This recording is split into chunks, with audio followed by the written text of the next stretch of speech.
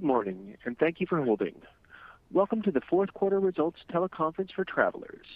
We ask that you hold all questions until the completion of formal remarks, at which time you will be given instructions for the question and answer session.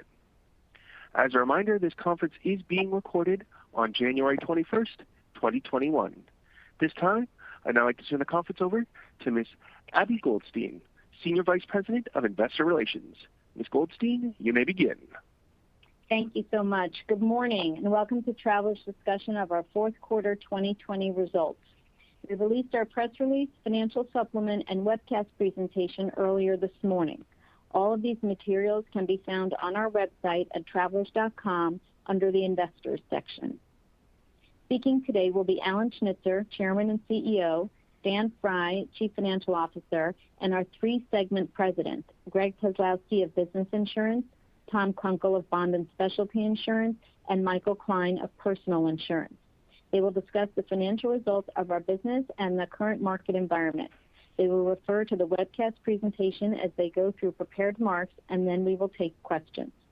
Before I turn the call over to Alan, I would like to draw your attention to the explanatory note included at the end of the webcast presentation.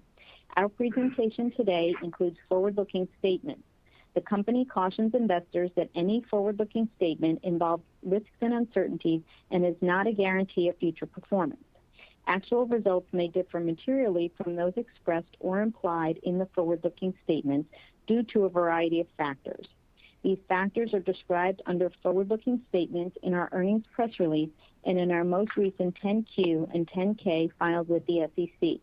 We do not undertake any obligation to update forward-looking statements. Also, in our remarks or responses to questions, we may mention some non-GAAP financial measures. Reconciliations are included in our recent earnings press release, financial supplement, and other materials available in the Investors section on our website. And now I'd like to turn the call over to Alan Schnitzer. Thank you, Abby. Good morning, everyone, and thank you for joining us today. Before I address our fourth quarter and full year results, a quick comment on current affairs. Yesterday, we witnessed the most American of events, the peaceful transfer of power from one democratically elected administration to the next. It's not a political statement, but a patriotic one, to say that we want to see this next administration succeed. We have significant challenges to overcome. A pandemic threatening the health and safety of our loved ones and neighbors. A distressed economy imperiling the lives and livelihoods of millions. And a deeply divided society which undermines our collective sense of security and well-being. Let's hope yesterday marks the beginning of our political leaders on both sides of the aisle taking a constructive approach to addressing these challenges. And with that, I'll turn to results. We're pleased to report a very strong finish to the year, with fourth quarter core income of $1.3 billion, or $4.91 per diluted share, and core return on equity of 20.5%. Each up meaningfully from the prior year quarter. We're also pleased to report full year core income of $2.7 billion, generating core return on equity of 11.3%, a substantial margin of the risk-free rate and our cost of equity. Our ability to deliver these results in the face of an historic pandemic, a record high number of PCS catastrophe events, and record low interest rates is a testament to the strength of our franchise. More specifically, to our talented and committed workforce, the value of our hard-to-replicate competitive advantages, and our expertise in balancing risk and reward to achieve industry-leading returns over time. The principal driver of the higher level of core income for the quarter was very strong underlying underwriting income, resulting from a record net earned premium of $7.5 billion and an underlying combined ratio that improved 3.4 points to an excellent 88.7%. We're pleased with the underwriting results in all three segments. We once again recorded a sub-30 consolidated expense ratio for the quarter and the full year, demonstrating that our strategic investments in improving productivity and efficiency continue to pay off.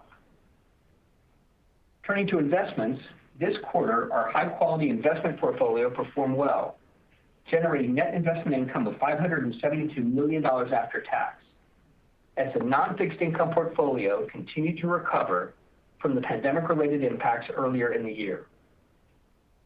Our operating results, together with our strong balance sheet, enabled us to grow adjusted book value per share by 7% during the year, after returning $1.5 billion of excess capital to shareholders, including $672 million of share repurchases, which we resumed in the fourth quarter.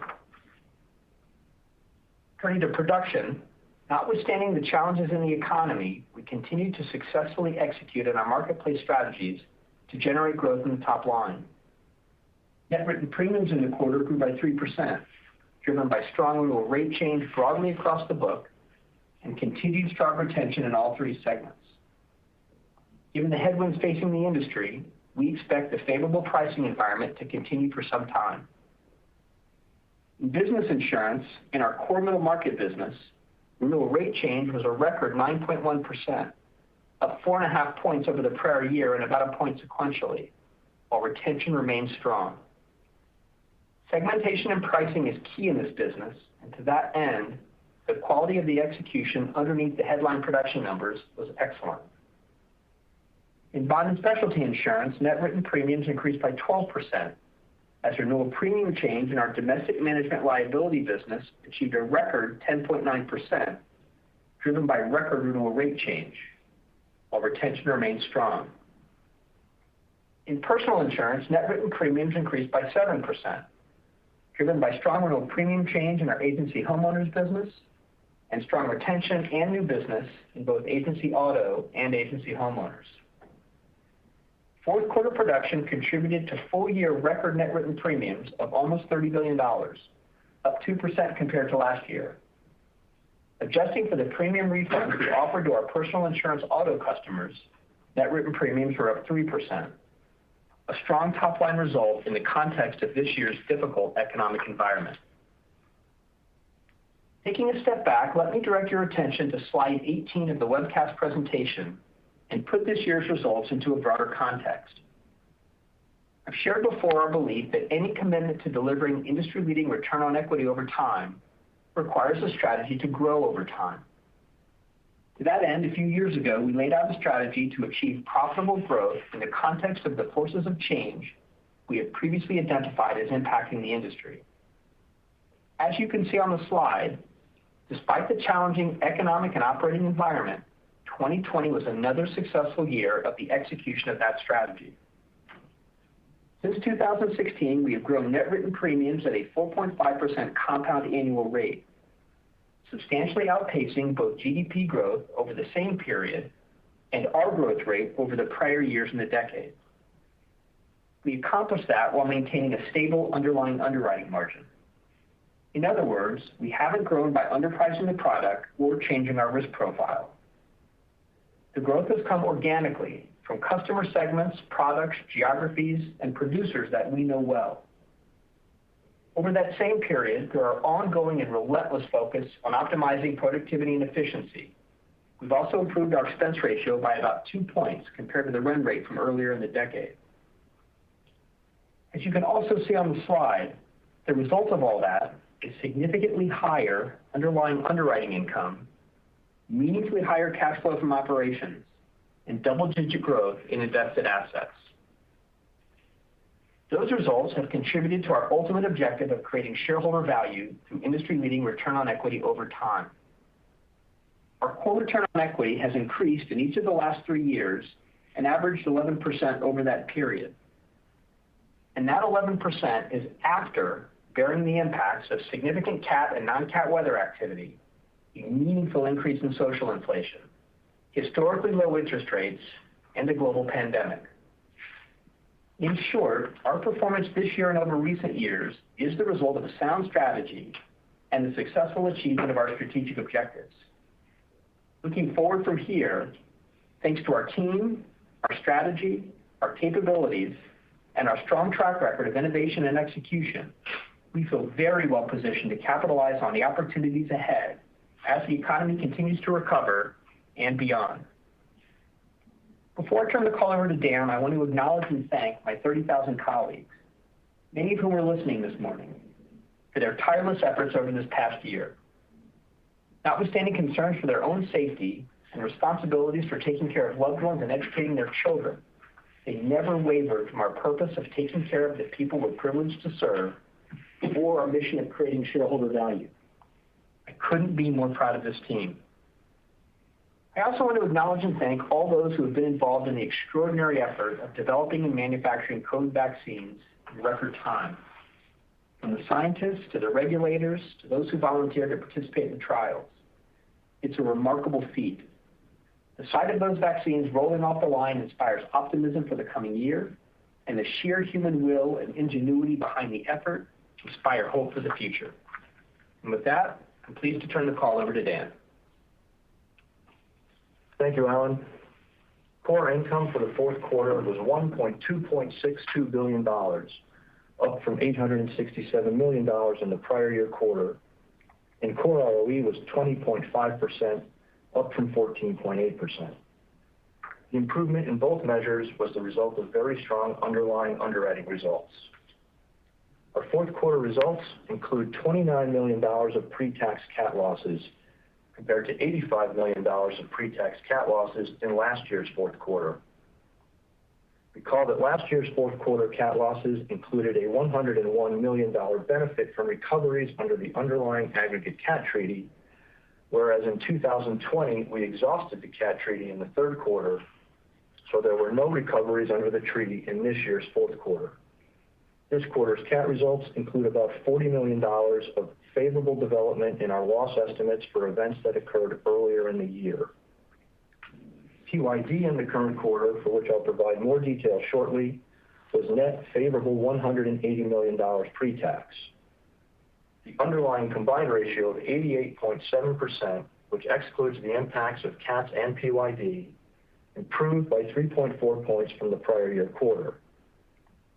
Our pre-tax underlying underwriting gain of $804 million increased by nearly 50% over the prior year quarter, reflecting the benefit of higher levels of earned premium and higher margins, driven by earned pricing that exceeded loss cost trend and continued favorability in personal auto loss experience.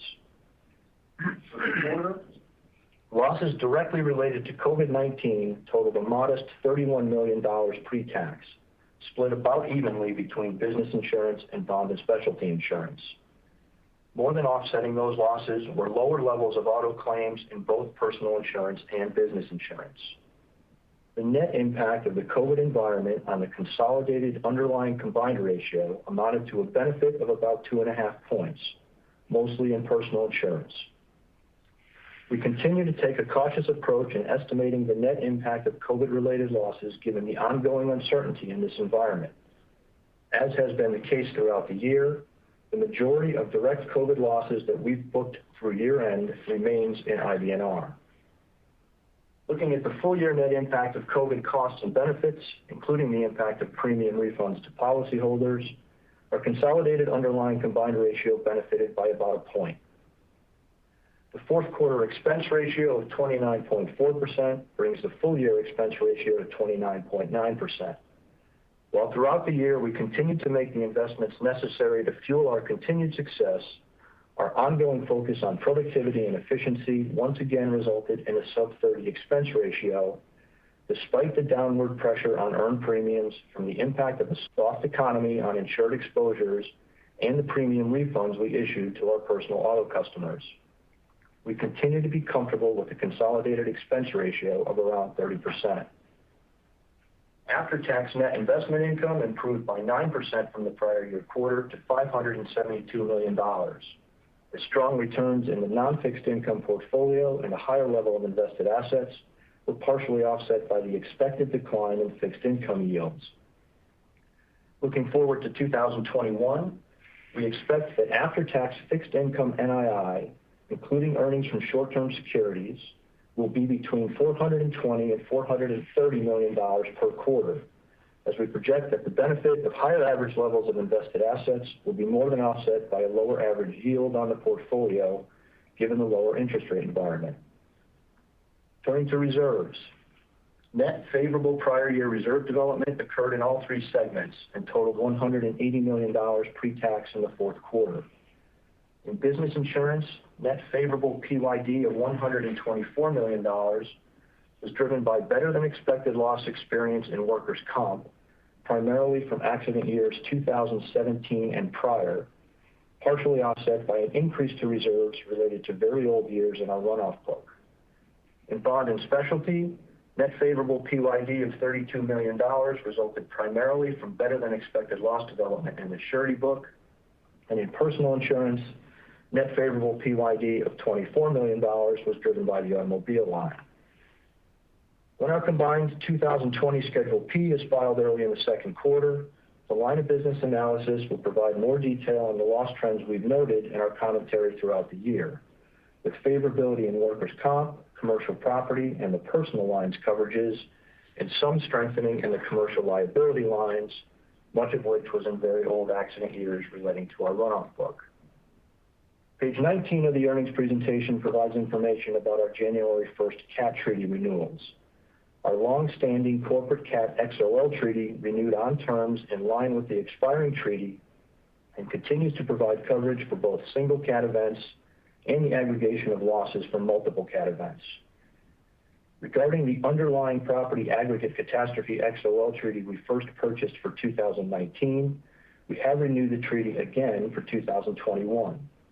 While the treaty will continue to address qualifying PCS-designated events in North America for which we incur losses of $5 million or more, the 2021 renewal includes a $5 million deductible per event. In prior years, PCS-designated events that cost us more than $5 million counted towards the treaty from $1. The treaty provides aggregate coverage of $350 million, part of $500 million of losses above our aggregate retention of $1.9 billion. The aggregate retention for 2021 increased from 2020's $1.55 billion, largely reflecting recent years' experience and anticipated growth in our property book. Hurricane and earthquake events once again have a $250 million per occurrence cap, and for 2021, wildfires are also capped at $250 million per event. Incorporating our assumptions about CAT and non-CAT weather for 2021, we expect the full year impact of the treaty on our underlying combined ratio to be roughly 0.5 point, and we anticipate only a minimal impact on the total combined ratio. Both of those impacts are consistent with the assumptions we had in each of the past 2 years. Turning to capital management, operating cash flows for the quarter of $1.9 billion were again very strong. All our capital ratios were at or better than target levels, and we ended the quarter with holding company liquidity of approximately $1.7 billion. For the full year, operating cash flow exceeded $6 billion for the first time ever and reflected the benefit of continued increases in premium volume, subrogation recoveries from PG&E related to the 2017 and 2018 California wildfires, and lower overall claim payouts as courtroom and other settlement activity slowed throughout the year due to COVID-related shutdowns. Higher levels of cash flow give us the flexibility to continue to make important investments in our business, return excess capital to our shareholders, and grow our investment portfolio. Interest yields decreased modestly as credit spreads tightened during the fourth quarter, and accordingly, our net unrealized investment gain increased from $3.8 billion after tax as of September 30th to $4.1 billion after tax at year-end. Adjusted book value per share, which excludes unrealized investment gains and losses, was $99.54 at year-end, a 7% increase from a year ago. We returned $419 million of capital to our shareholders this quarter, comprising dividends of $218 million and share repurchases of $201 million. For the year, we returned $1.5 billion of capital to shareholders through dividends and share repurchases. Finally, on a financial modeling note, let me turn your attention to slide 20 of the webcast presentation. As we enter 2021, we again thought it would be helpful to highlight the seasonality of our CAT losses over the prior decades. As shown in the data, the second quarter has regularly and noticeably been our largest CAT quarter. CAT losses in the second quarter have been about twice as much as any other quarter on average, and the second quarter has been our largest CAT quarter in 7 of the past 10 years. To wrap it up, we are very pleased with the quarter and full year results, especially given the challenging circumstances. And now I'll turn the call over to Greg for a discussion of business insurance. Thanks, Dan. For the fourth quarter, business insurance produced $713 million of segment income, an increase of almost 60% over the fourth quarter of 2019. Higher net favorable prior year reserve development, underlying underwriting income, and net investment income, as well as lower cat losses, all contributed to the favorable year-over-year increase. We're pleased with the underlying combined ratio of 93.6%, which improved by 2.8 points from the prior year quarter. We benefited again from earned pricing that exceeded loss trend, with an impact this quarter of a little more than 1.5 points. There's also 1.5 points of improvement due to favorable comparison to the fourth quarter of 2019, which was elevated due to the re-estimation of losses for prior quarters. Turning to the top line, in light of the ongoing macroeconomic challenges, we remain pleased with the resilience of our business. Net written premiums were only slightly lower than the prior year quarter, with strong rate and high retentions, mostly offsetting modestly lower levels of insured exposures as well as lower new business. The lower insured exposures reflect lower levels of economic activity, as well as impacts from our active management of terms and conditions and deal structures, including deductibles, attachment points, and limits. Turning to domestic production, we achieved a record renewal rate change of 8.4%, up almost 4 points from the fourth quarter of last year, while retention remained high at 83%. This quarter marks the 8th consecutive quarter in which renewal rate change was higher than the corresponding prior year quarter.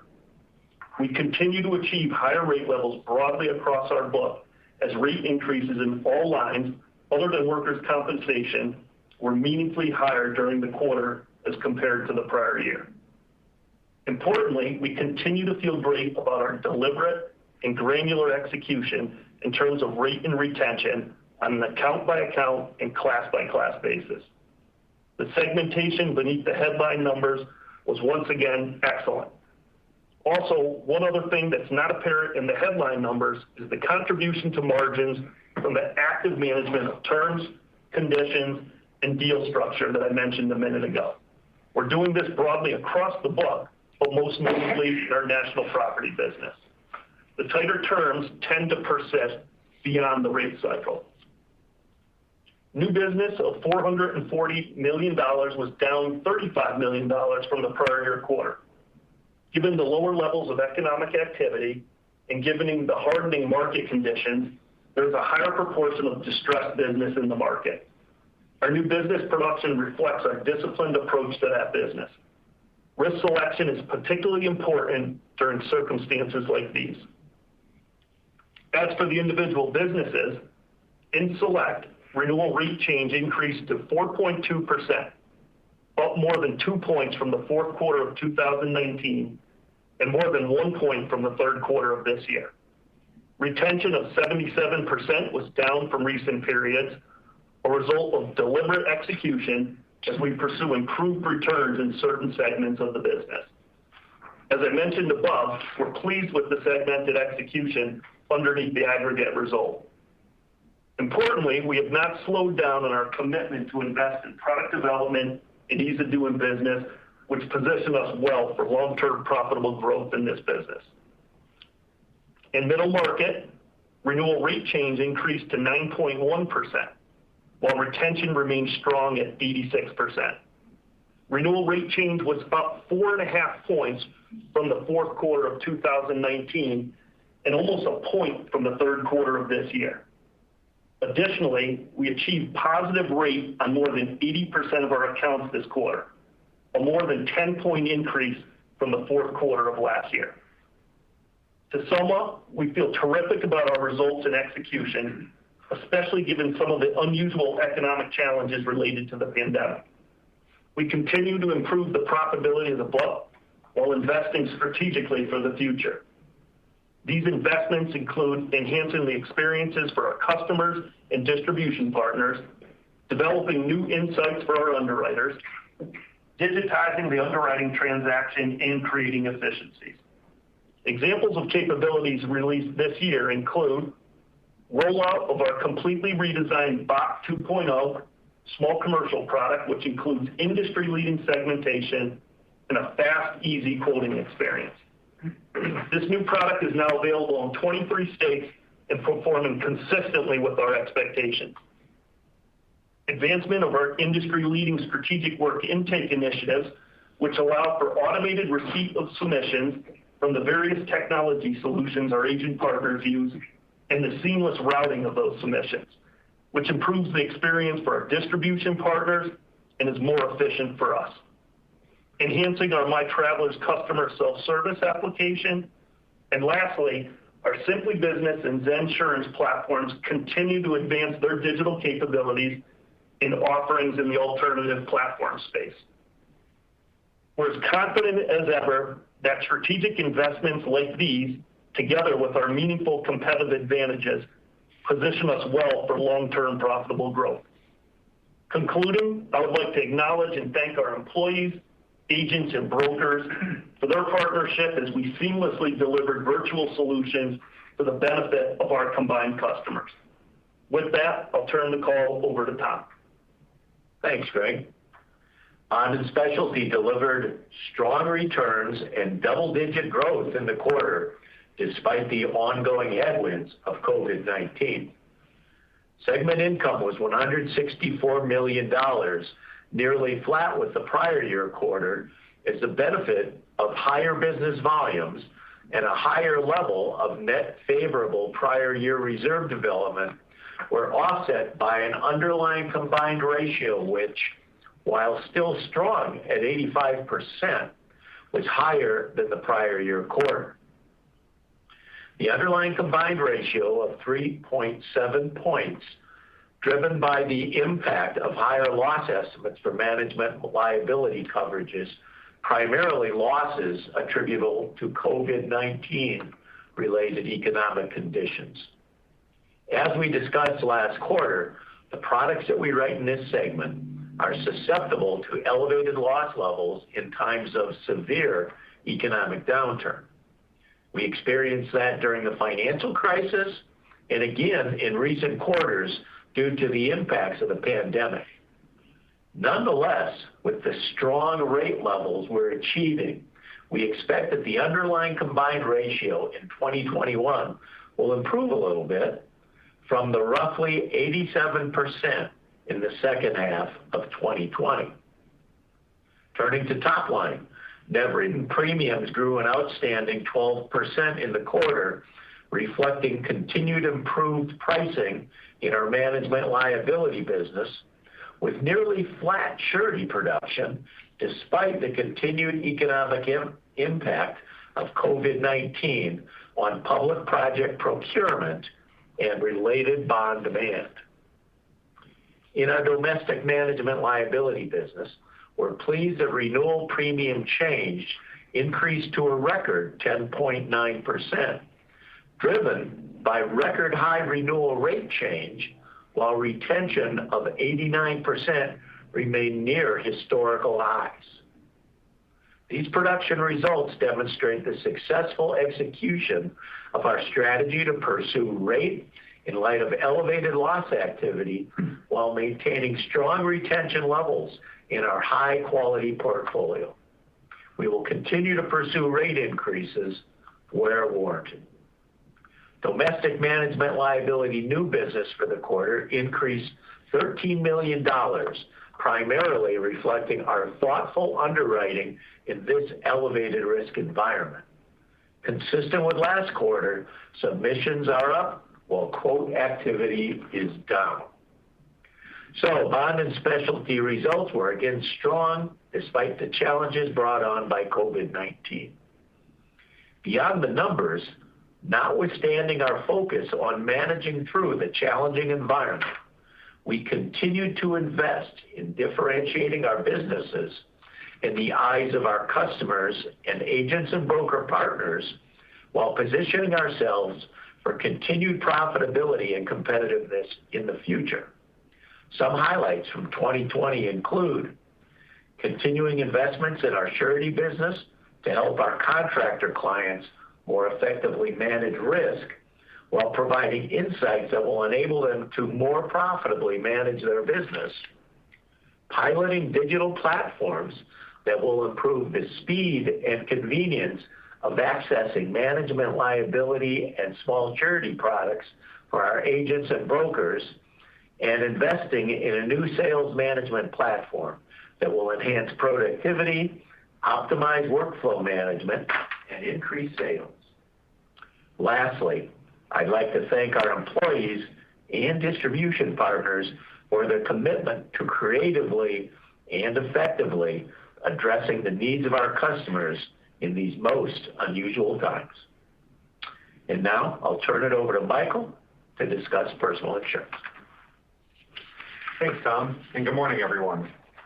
In personal insurance, we're very pleased with our fourth quarter and full year results.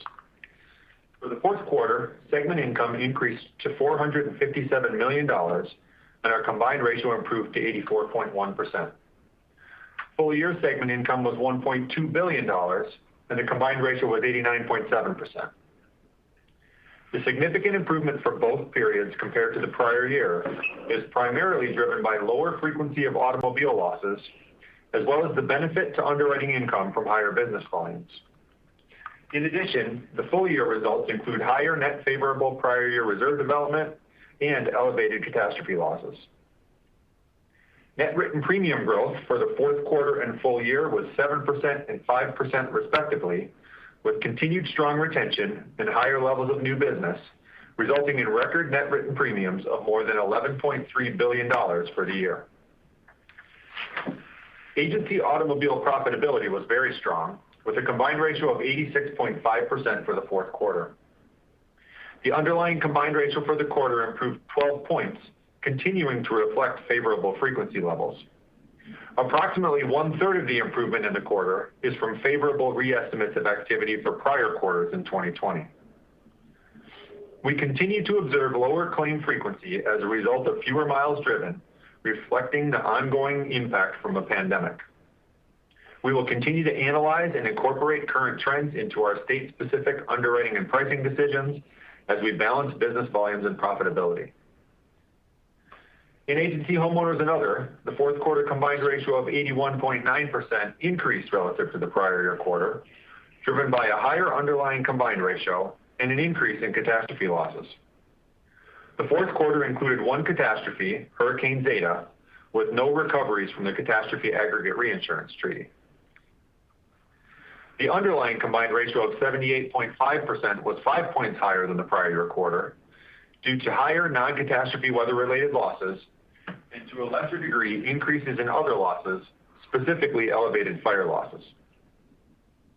The full year combined ratio of 93% was comparable to the prior year, with increased favorable prior year reserve development and improved underlying results offset by elevated catastrophe losses. The underlying combined ratio of 82.9% was almost 3 points better than last year, driven by lower non-catastrophe weather-related losses.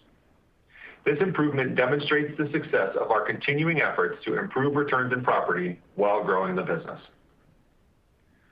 Turning to quarterly production, overall results were again very strong. We're pleased with our momentum in agency automobile. Retention was 84% and new business increased 12%, contributing to the 3% year-over-year growth in policies in force. Renewal premium changes were lower, given our pricing actions in response to the favorable loss environment.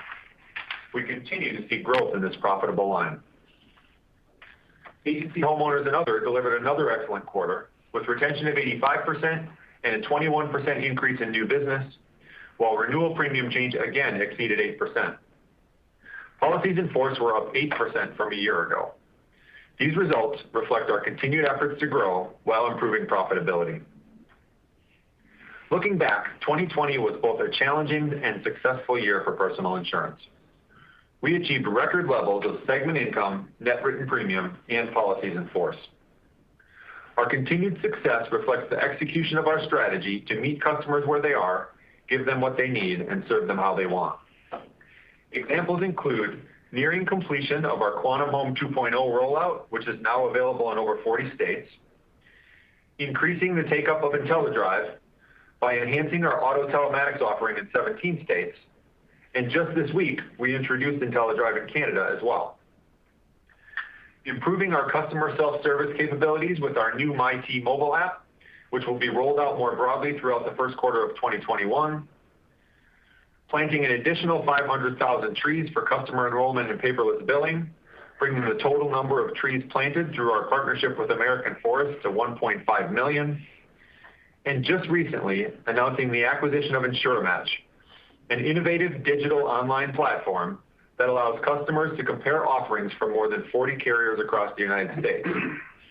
We expect to complete the acquisition in the first quarter of 2021, subject to customary closing conditions. Before I wrap up, I'd like to add my thanks to our team and our distribution partners for continuing to deliver value to our customers despite a challenging and uncertain environment.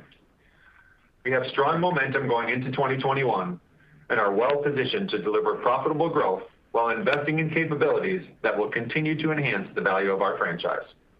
Now, I'll turn the call back over to Abby. Michael, this is Tom Kunkel. I just want to jump in quickly and mention that I did misspeak when I was discussing management liability new business. I believe I said it increased by $13 million, and it actually decreased by $13 million. Thanks, Tom. Thank you. And operator, we are now ready to turn to questions. Certainly. As a reminder, if you'd like to ask a question, please press star one on your telephone keypad. To remove your question, press the pound key. In the interest of time and to allow everyone an opportunity, please limit yourself to one question and one follow-up. Our first question comes from the line of Michael Phillips with Morgan Stanley. Your line is open.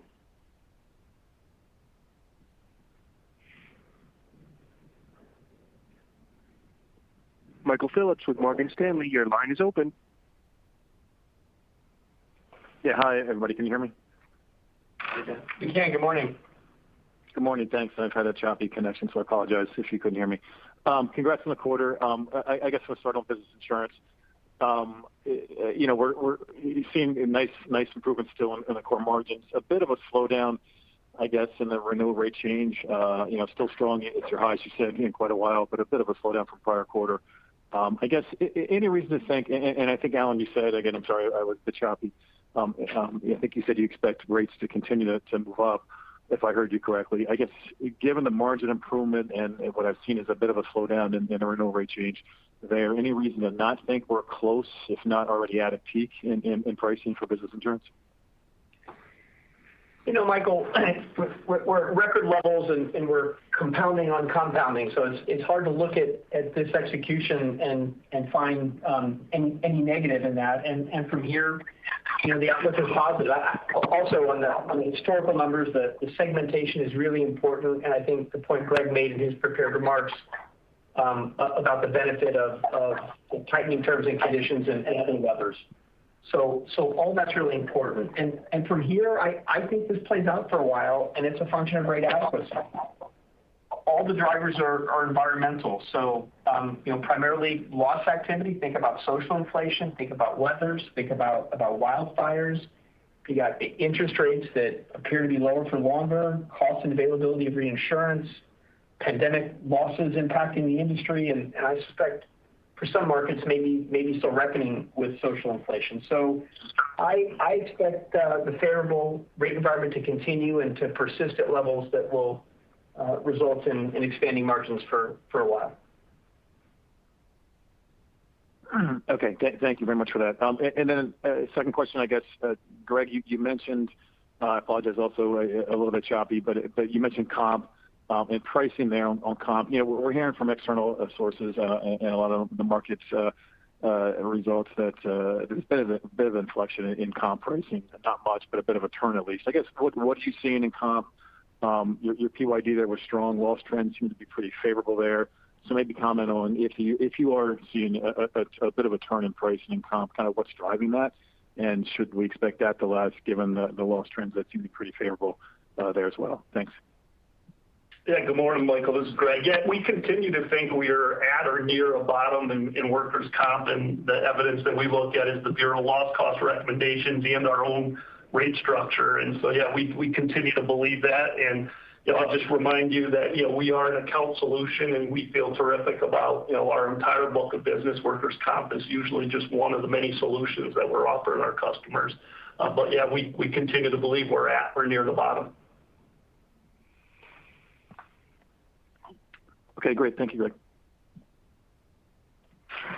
Your next question comes from the line of Ryan Tunis with Autonomous. Your line is open. Hey, thanks. Good morning. I guess just a question for Alan. I guess I haven't seen the 4Q numbers, but through the third quarter, you had really substantial increases in IBNR and economically exposed lines like commercial auto and GL. So obviously reported claims have been slow to come in relative to your picks. I guess I'm curious what you're learning, as courts reopen and things like that. Is that still starting to look conservative, or are you seeing a higher pace of reported claims that would support those initial loss estimates? So, Ryan, I think the best way I can explain it is, obviously going back a few years, we saw some elevated loss activity. We responded to that over a couple of quarters. And I'd say that more recently we've been sticking to that higher level. And what we're seeing in the data, frankly, might be a little bit favorable to what we would have expected, but we're not responding to that because we think there is some disruption in the data. And so for now, we're going to stick with our view of the longer term trends. Is that responsive?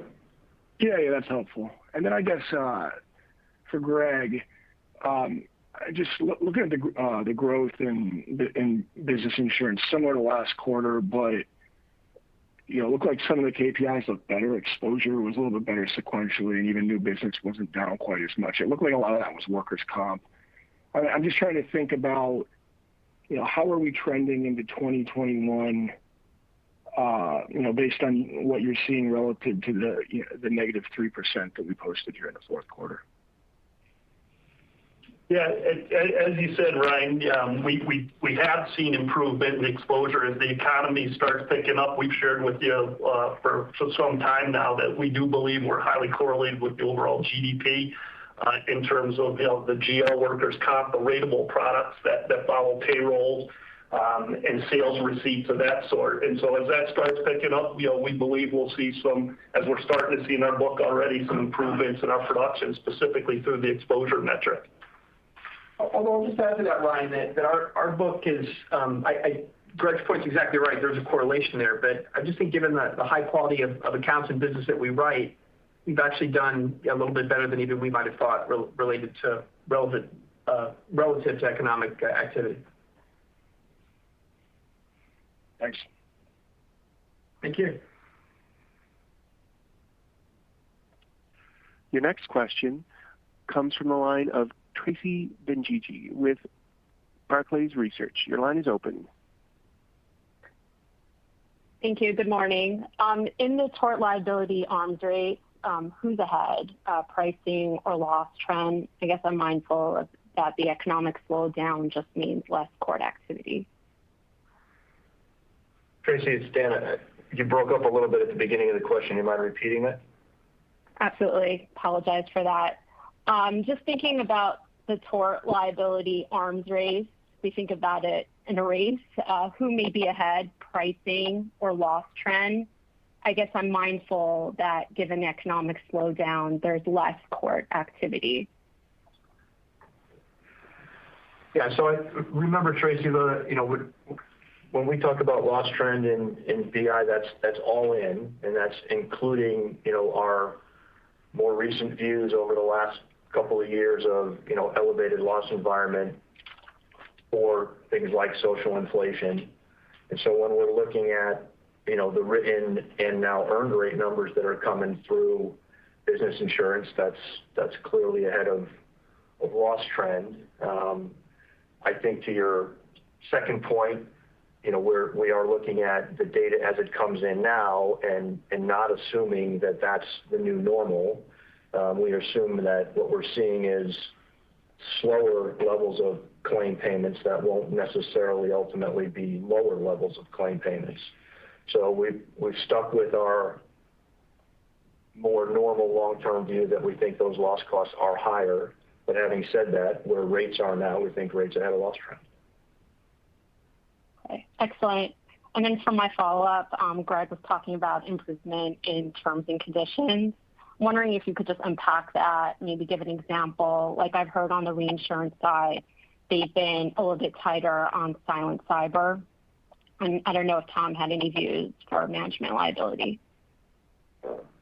Yeah, sure, Tracy. Just to give you a sense, you have two different dynamics between the property and the casualty lines. Property, you have a lot more opportunity on terms and conditions. Think deductibles, insured to value, margin clause, language changes that help improve the margins for us and provide some co-insurance back to the customer.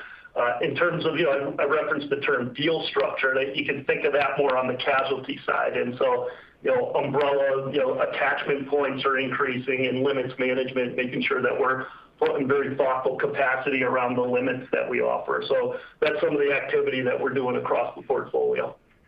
And Tracy, just to give you a specific example, because you asked for that, we do think about and we do add, for example, communicable disease exclusions in industries and segments and customers where we think that's important to do so. Tom? And the way it looks really in the management liability businesses, the focus has been largely on pricing, but certainly a lot of work on deductible, self-insured retentions, and limits coming down in a number of cases. And if we are really going to see a change of policy terms in the near future, cyber would certainly be the most likely place where that would occur in the short term. Thank you. Oh, your next question comes from the line of Elyse Greenspan with Wells Fargo. Your line is open. Hi, thanks. Good morning. My first question was on the business insurance margin.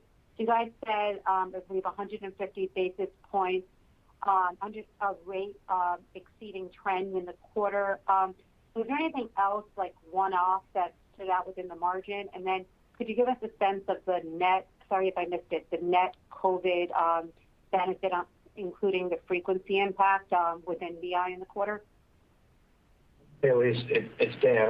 I'll take that. So price versus trend, I think Greg's comments, was a little more than 1.5 points. So think about that as being between 1.5 points and 2 points.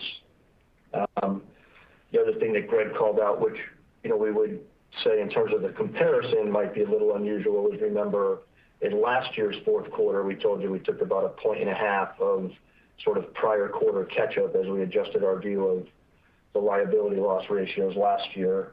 So that impacted the year-over-year comparison as well. To the COVID question, very modest as it was last quarter, so not really big enough to mention a small favorable, but think about that in the tenths of points, which is why it didn't get attention in the scripts. Okay, that's helpful.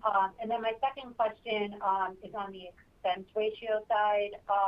I think last quarter you guys have pointed to kind of, seeing like around 30 is like a good run rate. But you continue to come in better than that. And especially within business insurance, the expense ratio, continued to improve this quarter like it did last quarter. Is there something related to COVID and expenses, or, is the kind of expense ratio bogey moved down a little bit when we think about where you guys could come in on a go-forward basis? Yeah, Lisa, COVID has had some pluses and minuses on the expense side. On the one hand, there have been some higher provisions for things like bad debt, but there have been savings in things like travel and expense. When you step back and look at the full year and on a consolidated basis, I'm not at all surprised where we were. I think coming out of last year, we said we'd be happy with something around 30. The full year this year is 29.9. I said again in my comments, we're probably pretty comfortable at this level. So I think we've said all we're probably going to say on what we're thinking about expense ratio. Okay, thank you for the color. Thanks, Liz. Your next question comes from the line of Jimmy Buehler with J.P. Morgan. Your line is open. Hi, good morning. So I had a question first on just your views on business interruption exposure, and it seems like it's sort of trending in the favor of the insurance industry so far, at least in the U.S. But what your view is in terms of your exposure and whether the FCA decision makes you reassess your exposure in Europe. Yeah, good morning. Our view on business interruption exposure for us remains unchanged. There's nothing in that FCA decision in Europe that causes us to think any differently about our exposure or the reserves that we put up for it. More recently, there was a decision earlier this week in Ohio related to another insurance company that was adverse to that company. And generally speaking, we prefer not to comment on pending litigation, whether it's ours or anyone else's. But since you asked the question, I would just point out that our standard policy language is different from the language at issue in that case in some very key respects. And so in Ohio and elsewhere, we remain very confident in our policy language and feel no differently about our business interruption exposure. And I guess I would just caution everybody to keep in mind that, over the last few months and across the country, the vast majority of these cases have been in the favor of insurers. Okay, and then secondly, just what are your views on pricing in commercial auto? Obviously, recently litigation activities declined a lot, but do you think prices have caught up to loss costs if sort of social inflation litigation go back once the virus sort of abates? Jimmy, there's just not much more competitively sensitive than our pricing strategy, so I think we're gonna probably stay away from where pricing is going by line. But I'll just reiterate what we said before, which is we think this is a favorable pricing environment that's going to play out for a while, and it's a function of rate adequacy, and there still is a rate need in commercial auto. So to one degree or another, we will continue to I think benefit from the rate environment in commercial auto. Okay, thanks. Thank you. Our next question comes from the line of Mike Zaremski with Credit Suisse. Your line is open. Hey, good morning. Thanks. First question, thinking about top line versus kind of buybacks. I recall a number of pre-COVID, you guys kind of talked about, given top line was picking up, you wanted to make sure we understood that, buyback levels might not resume at the same ratios as in the past. Kind of trying to think through the dynamics going forward. You earnings are healthy and improving, but the top line still, the outlook, I'm not going to put words in your mouth, it seems, maybe still to be a little weak due to the economy. So should we be thinking that there might be more room for buybacks in the near term? Hey, Mike, it's Dan. I think you're thinking about the right dynamics. I don't know that it necessarily leads you to a conclusion about what we're going to do in the near term. And again, we're going to think about this over a longer period of time. To the degree that as Alan commented, we have experienced and been able to generate more top line growth in recent years than we had historically, the current COVID environment sort of notwithstanding. That's something that we look to do on a go-forward basis. And even this year, plus 3% when you adjust for the personal insurance auto refunds that we made. The comments that we made a year or so ago would still hold true. I think to the degree that the top line grows, that's going to require us to hold more capital because everything that requires capital grows with it. Reserve balances grow, your investment portfolio grows. And the only point we were really trying to make when we made those comments a year or so ago was don't think about us perpetually being able to return 100% of earnings in the form of dividends and buybacks. We're going to have to hold some of that for growth. So that would still be true. The amount by which we would have had to increase capital this year might be slightly less than we would have expected coming into the year because COVID had a little bit of a dampening effect on the top line. But directionally, all those same things would still hold true.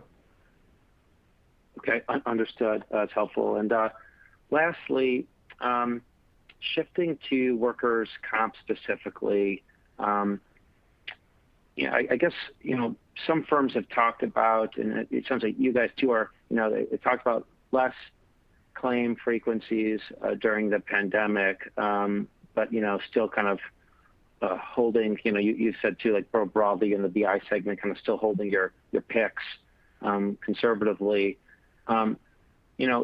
Historically, have you seen kind of a more of a catch up or later claims filings in workers' comp, maybe after previous recessionary periods? Is that a dynamic you guys are contemplating? Yeah, let me just give you a little bit of color on how we see and are thinking about the workers' comp loss activity. So first of all, the COVID-related claim rate is relatively low relative to the infection rate and lower than we might have expected. And the severity on COVID-related workers' comp is also coming in a little better than we had thought. There continues to be some benefit from non-COVID related frequency as people are working from home, but there still is, in our minds, a degree of uncertainty to your point about how COVID related workers' comp claims are going to play out over time. So we've been pretty cautious in the way that we've been booking for workers' comp losses to make sure that we don't get surprised by that. Now, historically, putting COVID aside, historically in a recession, you get sort of offsetting forces in workers' comp. You got people who want to stay on the job, so they're less inclined to go out, and so frequency's down a little bit. But severity goes up a little bit because once people go out, they tend to stay out longer on workers' comp. But historically for us, in recessionary periods, the net of those two things have been a little bit of a positive. Every circumstance is different, and so hard to know for sure, but that's generally what we've seen in the past.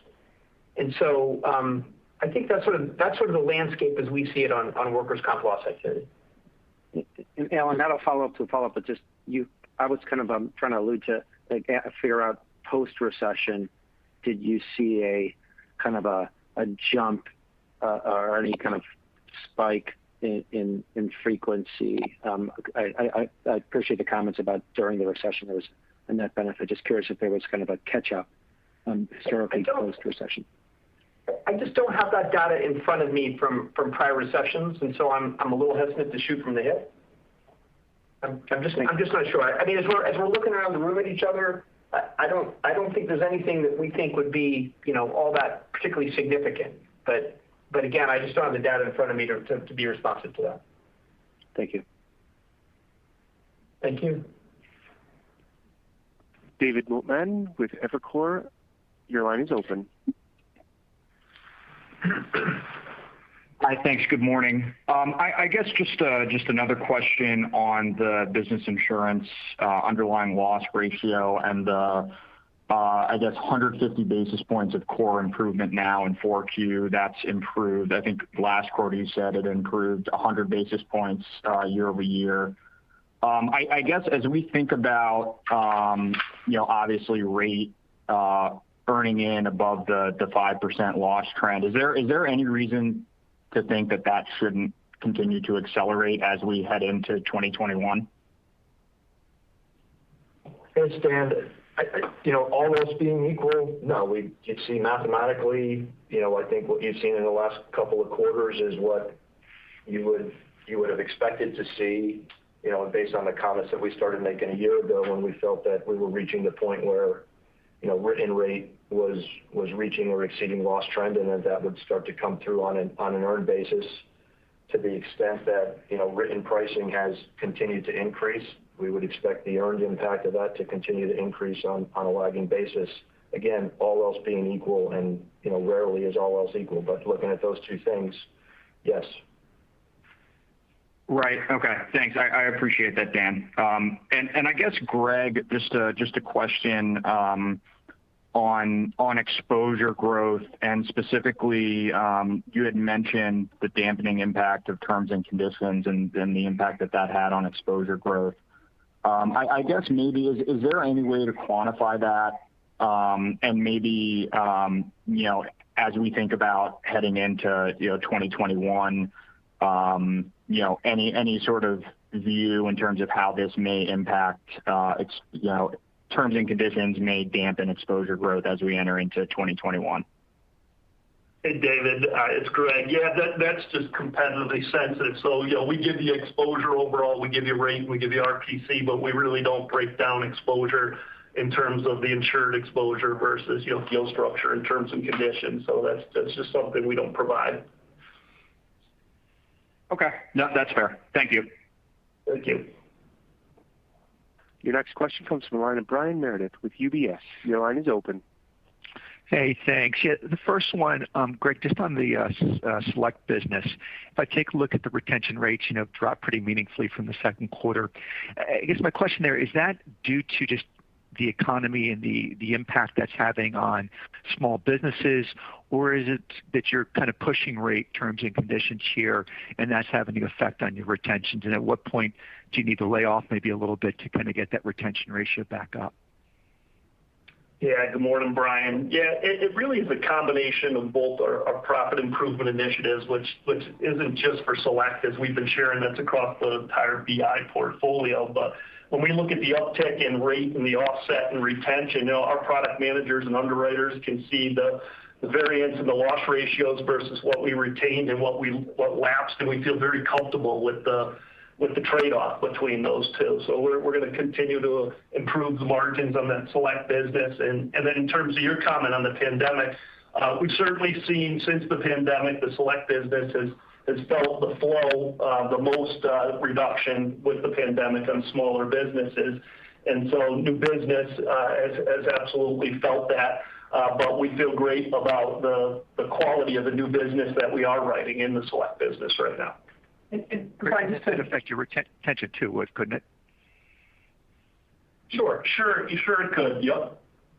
Brian, just to put a finer point on Greg's comment, which I agree with, right? We've been at these types of retention levels before in Select, so this isn't an unusual place for us to be. And I guess you're all looking at headline numbers. We're looking at a very granular set of data underneath that shows us exactly what the execution is in terms of rate, retention, loss ratios. So we feel very, very good about this execution.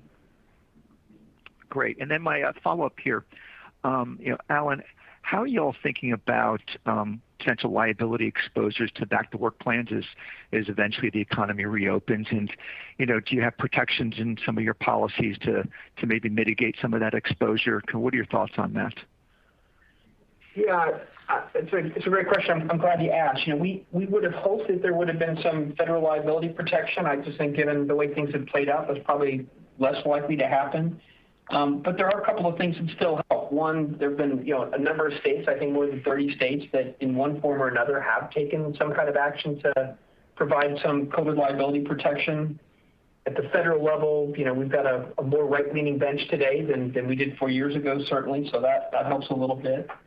And then we can address it through things like rate and risk control and risk selection. And as I mentioned before, in some industry classes, we have started to put in communicable disease exclusions where we think that could be important.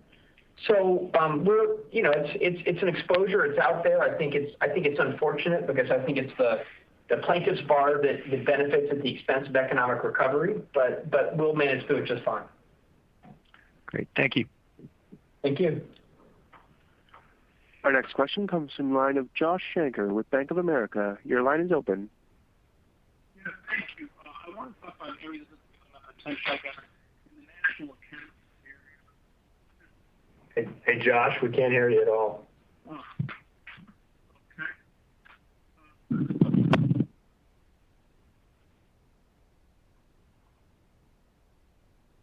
Hey, Josh, you there?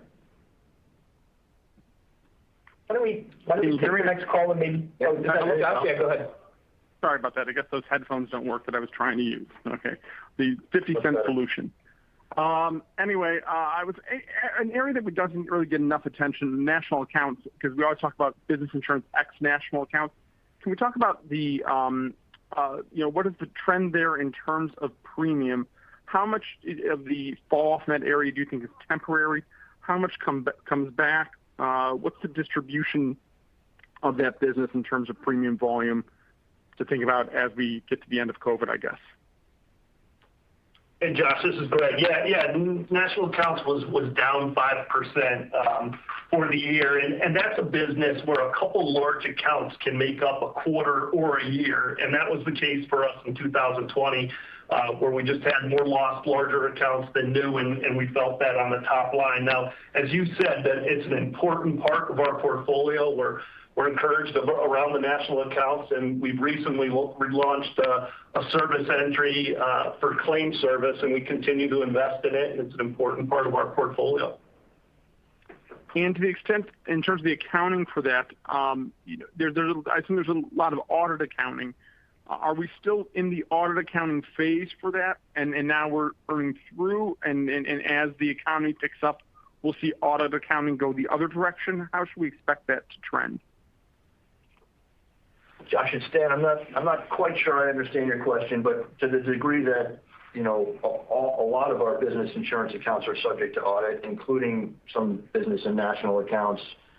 Generally speaking, in this year, we've seen a lower level of audit premium additions, not surprisingly, given the lower level of overall economic activity. I don't have the data in front of me. I don't know that we've heard anything that's particularly different in the national accounts front than, say, in middle market. So I think broadly speaking, we've seen audit premium activity behave probably not surprisingly in response to what you're seeing in the more general economy. Yeah, I guess, and I'll stop. But are we more or less through that audit account period by 4Q, where it was a bigger issue in 2Q and 3Q, and now the sort of premium submissions are in line with the exposures, or are we still at a period of time where we're seeing that headwind come through on your premium numbers due to weaker audit accounts? Yeah, and I'd be careful about thinking headwind. In terms of year over year, there's less audit premium than there was last year. We haven't yet reached the point where in aggregate audit premiums have turned negative. They're just lower positive, so it impacts the growth rate year over year. And to your point, it will continue for a while because in many cases you're doing audits, 15 months after the policy terms were set in the first place, and so there's still a while to work through the COVID impact on policies that haven't yet reached that maturity level. All right. Well, thank you. I'll probably have some more questions, but I'll take them offline. Thank you very much. Thanks, Josh. Your next question comes from the line of Meyer Shields with KBW. Your line is open. Great, thanks. So one quick question on personal insurance and then a follow-up on business insurance. Michael, are you pricing auto for normalized driving, or are you trying to adjust pricing for sort of the short-term but fluctuating driving behavior that we're seeing during COVID? Sure, Josh. Yep, this is Michael. I would say that, we are, as I mentioned, sort of continuously adjusting pricing levels to reflect our outlook. And again, driving levels have continued to be depressed. Therefore, frequency levels have continued to be depressed. And our view is that, in 2021, that will start to normalize, but we think we're going to be at depressed driving and frequency levels for a period of time. And so we are factoring that into our pricing. And, as I mentioned last quarter, we filed a handful of decreases in about 5 states in the fourth quarter. And we have, some more planned in the first part of 2021, again, to respond to that better than long-term normalized loss experience. Okay, that's helpful. And then I guess a follow-up for Greg. I'm wondering whether it's fair to say that maybe business insurance results were better than they look because presumably there was some headwind from the exposure that acts like trend, and because also presumably workers' compensation represented a smaller percentage of earned premium. And I hope you could comment on those 2 factors. Hey, Meyer, it's Dan. So mix will contribute as you suggest, right, to the degree that there are different loss ratios and different parts of the book are growing at different paces. That's going to have an impact. I'll jump in here on this one because on the exposure front, we've said, when exposure is positive, that a portion of exposure behaves like rate and therefore can be helpful to margins, it's not necessarily the case that when exposures are modestly negative as they are here, that the same holds true on the inverse. Here, what you're seeing is generally lower levels of insured exposures, fewer employees, lower levels of cash register sales, things that drive, GL type exposure. Unless you actually got to the point where, say, there was wage deflation and the price per risk was going down, you don't, at least at this point, have the same kind of adverse impact on margins from negative exposures that you do a help to margins when exposures are running positive. Okay, fantastic. Thank you. Your next question comes from the line of Paul Newsome with Piper Sandler. Your line is open. Good morning, and congratulations on the quarter. Quite remarkable. Greg, you made a comment about a higher proportion of distressed business in the market, and I just want to make sure I was interpreting the comment correctly. Are you talking about essentially more of the business going into excess and surplus lines, or are you thinking more along the lines of just the businesses themselves are struggling with the economy? Yeah, Paul, let me just jump in and I'll let Greg fix whatever I get wrong. But I think neither actually. In a market like this, where in some cases you've got some capacity issues, where you've got firming rate, distribution generally is solving problems in the market, and so the accounts that end up in the market for trading are just more difficult risks to write. So it's not that it's necessarily moving to E&S, and it's not their businesses necessarily with economic issues. These are just difficult from an insurance risk perspective.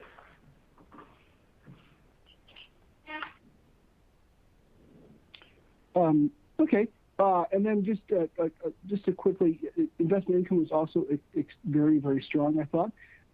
Anything in there, we've been so focused on underwriting, anything in there that we should, consider this is a good run rate, or is there anything we should just be take note of the investment income results? Hey, Paul, it's Dan. So I guess I'd point you to the net investment income slide in the webcast presentation, and I'd point you to page 6. So, we gave you some outlook in terms of what we think the run rate looks like for the fixed income portfolio. The variability that we've seen in the last 3 quarters has really been in the non-fixed income portfolio. And so if you look at the bottom right-hand quadrant of that chart, it shows non-fixed income, over the last 8 quarters or so.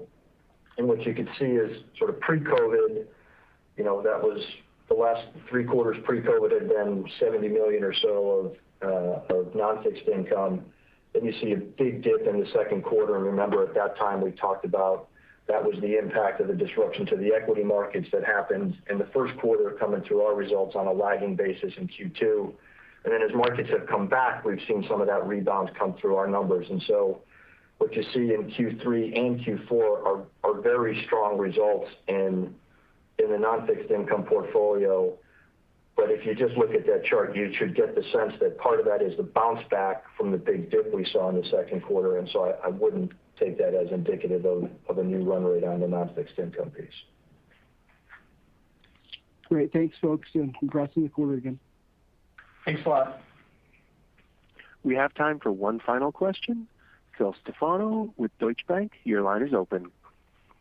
Yeah, thanks for squeezing me in at the end here. So you had mentioned the court case in Ohio and that there's a difference in the terms and conditions, and I was hoping you could just remind us what the difference in the policy wordings is that continues to give us this confidence that the BI issue is less so for travelers than it might be for others, just given how that court case went. Yep. Phil, so circumstance subject to continuing, pending litigation. So I'm hesitant, particularly without the policy wording, theirs or ours, frankly, right in front of me to start parsing the language for you. So maybe we can take that offline and figure out a way to do it, but probably right now it's not the right venue. I I will say, we've said from the very beginning that we've got confidence in our policies and the way we think it would respond to business interruption. So far, in virtually every case we've had, we haven't had a bad outcome anyway. So I think I'll just reiterate our confidence in the language that we have and say that we don't feel any differently about our business interruption exposure and leave it at that for now, if that's okay. No, that's fine. I figured that was the answer, but it's always worth a shot. The second follow-up for you, just looking at the underlying loss ratio in auto and trying to compare and contrast third quarter to fourth quarter results, it felt like we had, the story of miles driven being down, auto accident frequency benefiting, but we're looking at a difference of 700 basis points, give or take, of underlying. How much of this is miles driven coming back? How much of this is potential short-term pricing actions that you're contemplating? How do we look at these two quarters to help us as a base for what the forward COVID impact could be? Phil, it's Dan. Let me jump in. I think we look at both of the last two quarters as extremely good results, and the third quarter was maybe an outsized good result. Remember, as we've gone throughout the year, we've been trying to set our expectation of when you look at miles driven, when we then filter that through what are the specifics of our book, what do we expect to see for losses, then as months and quarters go by, losses actually emerge. So it's a little bit of a moving target. The variances have been significant. I wouldn't put a tremendous amount of stock in, the difference of what came through the loss ratio in one quarter versus the next. I think, as Michael probably indicated, and as you would, not be surprised by on a go-forward basis, we wouldn't expect margins to continue to be that strong in auto, and you see that reflected in our pricing actions in the most recent quarters. So I'd step back more and think about the year in aggregate, which has definitely had a benefit from the COVID environment, and recall that in response to that, we've also returned more than $200 million of premiums to policyholders. I don't know if I can give you any more specific answer than that. Nope, great, thanks. The question and answer session has ended. It is now my pleasure to turn the call back over to Abby Goldstein for final remarks. Hi, thank you all again very much for joining us. We appreciate that, and as usual, if there's any follow-up, please get in touch directly with Investor Relations. Thanks, and have a great day. This concludes the Travelers Fourth Quarter 2020 Results Conference Call. We thank you for your participation. You may now disconnect.